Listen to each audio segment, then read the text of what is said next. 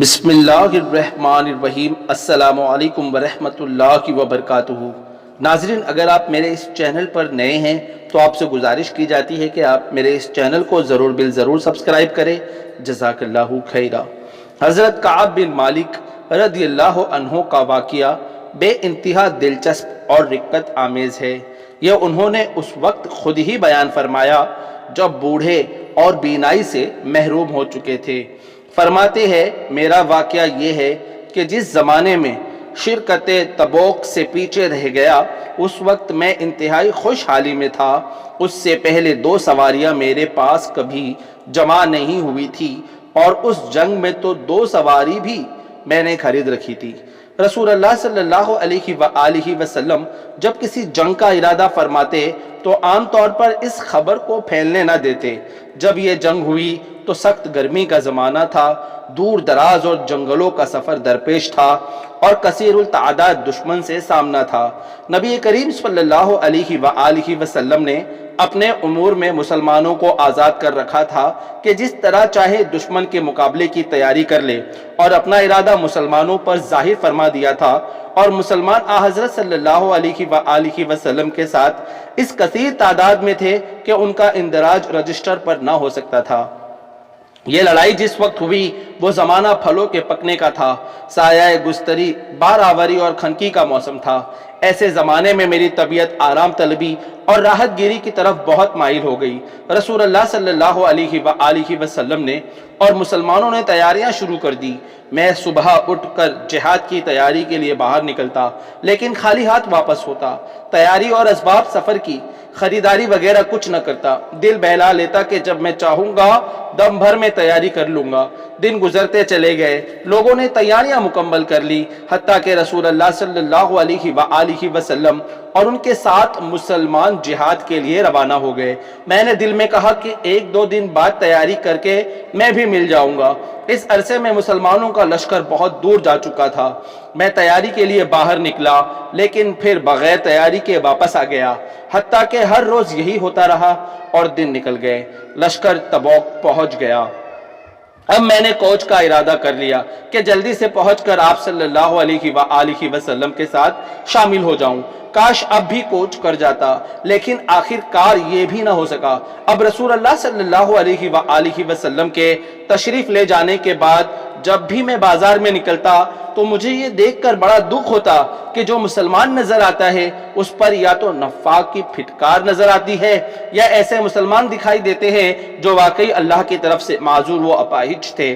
رسول اللہ صلی اللہ علیہ وآلہ وسلم تبوک پہنچ چکے تو مجھے یاد فرمایا اور پوچھا، کعب بن مالک کیا کر رہا ہے؟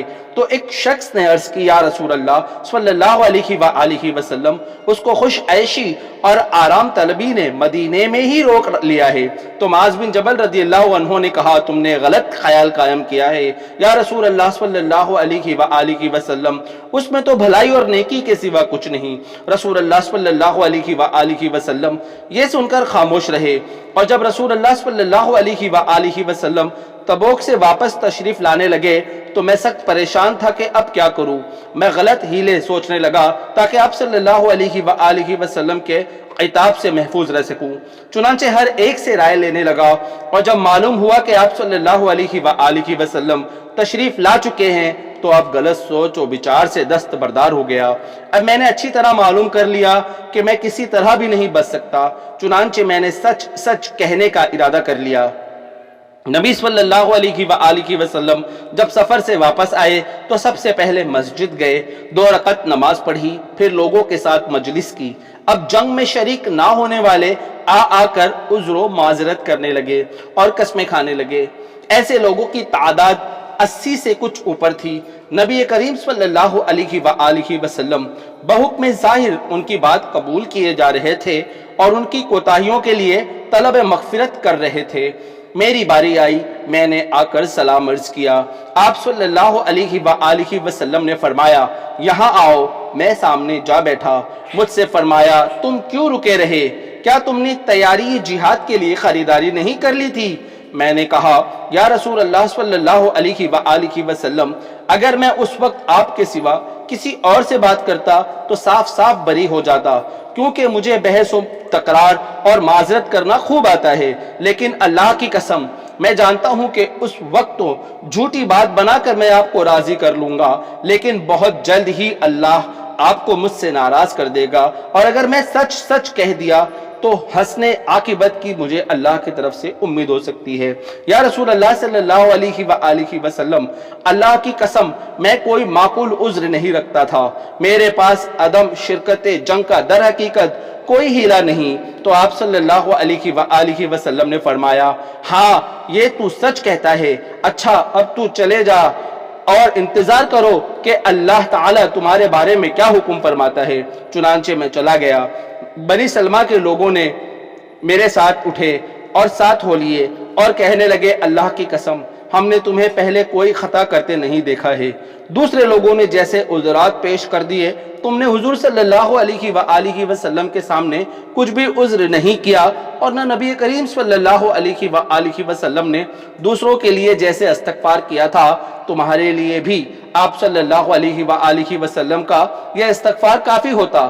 غرض کے لوگوں نے اس بات پر اس قدر زور دیا کہ میں نے ایک بار یہ ارادہ کر ہی لیا کہ پھر واپس جاؤں اور کوئی عذر تراش دوں، لیکن میں نے لوگوں سے دریافت کیا کہ میری طرح کیا کسی اور کی بھی صورتحال ہے؟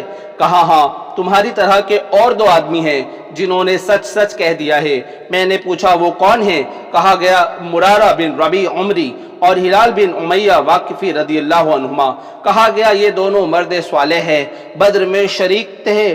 اب میرے سامنے ان کا نقش قدم تھا، اس لیے میں دوبارہ رسول اللہ صلی اللہ علیہ وآلہ وسلم کے پاس نہ گیا۔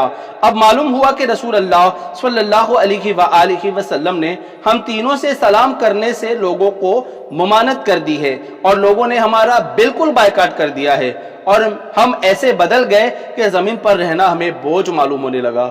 ہم پر اس طرح کے تعلقات کے 50 دن گزر گئے۔ ان دونوں نے تو منہ چھپا کر کھانا نشینی ہی اختیار کر لی اور روتے پیٹتے رہے۔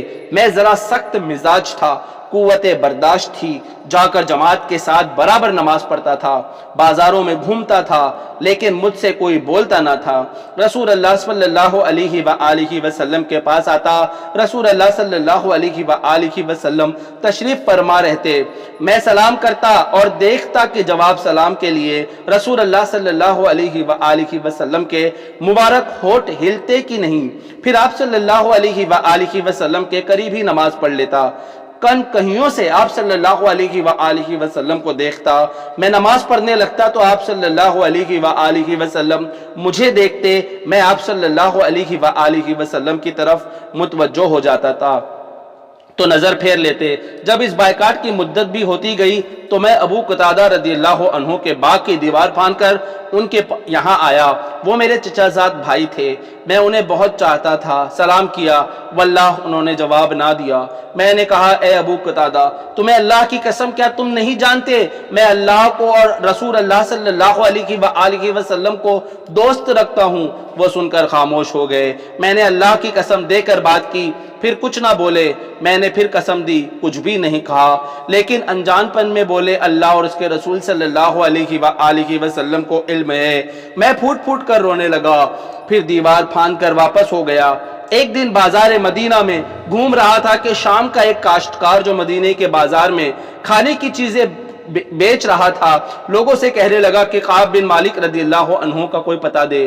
لوگوں نے میری طرف اشارہ کر دیا، وہ میرے پاس آیا اور شاہ غسان کا ایک مکتوب میرے حوالے کیا۔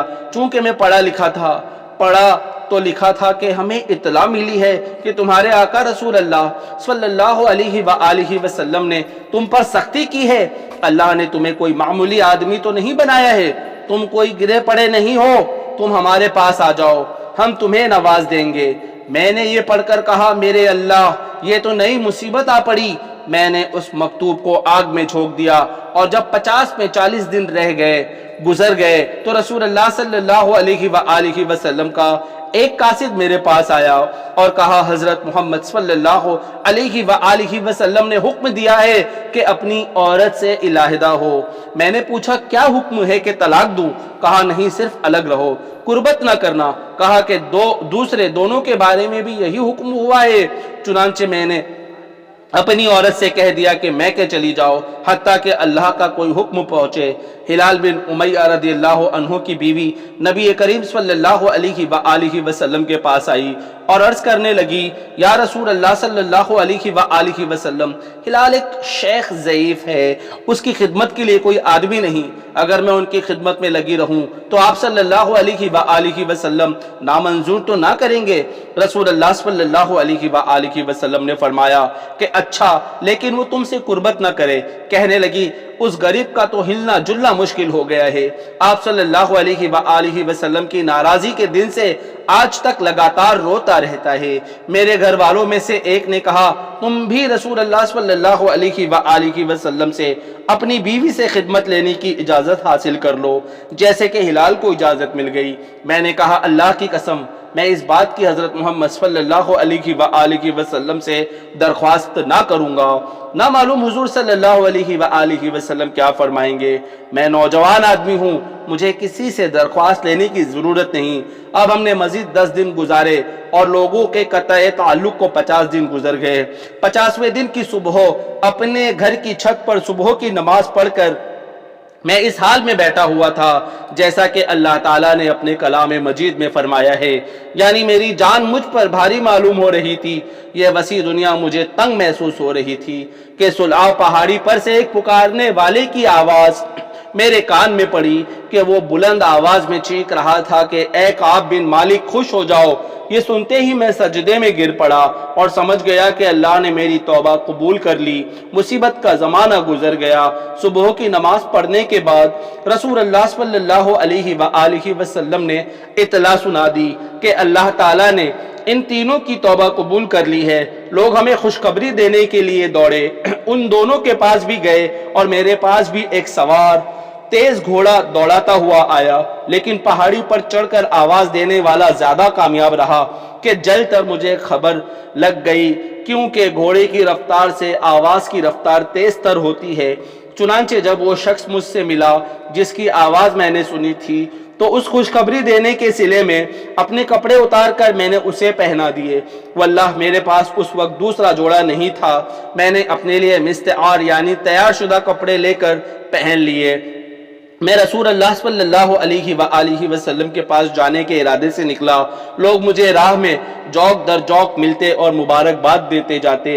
मैं मस्जिद में दाखिल हुआ तो नबी करीम सल्लल्लाहु अलैहि वसल्लम लोगों के दरमियान बैठे हुए थे। मुझे देखते ही तलहा बिन उबैदुल्लाह दौड़ पड़े, मुझसे मुसाफा करके मुबारकबाद दी। मुहाजिरीन में से किसी ने उनके सिवा यह इकदाम नहीं किया। काब रदियल्लाहु अन्हु ने तलहा रदियल्लाहु अन्हु के इस खुलूस को भी फरामोश नहीं किया। मैंने आकर रसूल अल्लाह सल्लल्लाहु अलैहि वसल्लम को सलाम किया। आप सल्लल्लाहु अलैहि वसल्लम का चेहरे मुबारक खुशी से चमक उठा। कहने लगे, खुश हो जाओ, जब से तुम पैदा हुए हो ऐसी खुशी का तुम पर दिन ना आया होगा। मैंने पूछा, या रसूल अल्लाह सल्लल्लाहु अलैहि वसल्लम, ये बशारत आप सल्लल्लाहु अलैहि वसल्लम की तरफ से या अल्लाह की तरफ से? फरमाने लगे, अल्लाह की तरफ से। नबी करीम सल्लल्लाहु अलैहि वसल्लम खुश हो जाते तो आप सल्लल्लाहु अलैहि वसल्लम का चेहरा मुबारक चमक उठता था, गोया चांद का टुकड़ा है, और आप सल्लल्लाहु अलैहि वसल्लम की खुशनुदी आपके चेहरे मुबारक ही से जाहिर हो जाती। मैंने हजरत मोहम्मद सल्लल्लाहु अलैहि वसल्लम से अर्ज की, या रसूल अल्लाह सल्लल्लाहु अलैहि वसल्लम, मेरी कबूलियत तौबा की ये बरकत होनी चाहिए कि मैं अपना सारा माल व मता अल्लाह और उसके रसूल सल्लल्लाहु अलैहि वसल्लम की राह में लुटा दूं। नबी करीम सल्लल्लाहु अलैहि वसल्लम ने फरमाया, ऐसा नहीं, कुछ रखो और कुछ सदका कर दो, यही बेहतर सूरत है। मैंने कहा, खैबर से जो हिस्सा मुझे मिला था वो मैं अपने लिए रख लेता हूँ। या रसूल अल्लाह सल्लल्लाहु अलैहि वसल्लम, सच्चाई की बरकतों के सबब अल्लाह ने मुझे निजात बख्शी। अल्लाह की कसम, मैंने जब से हजरत मोहम्मद सल्लल्लाहु अलैहि वसल्लम से रास्तगी का जिक्र किया फिर कभी झूठ नहीं बोला। अल्लाह से दुआ है कि वो आइंदा भी कभी मुझसे झूठ ना बुलवाए। अल्लाह ताला हमको भी सच बोलने की तौफीक अता करे, आमीन। सही बुखारी शरीफ हदीस नंबर 4418। नाजरीन, इसी तरह की अहादीस के लिए आप मेरे चैनल को ज़रूर सब्सक्राइब करें। जज़ाकल्लाहु खैरा। अस्सलामु अलैकुम व रहमतुल्लाहि व बरकातुहू।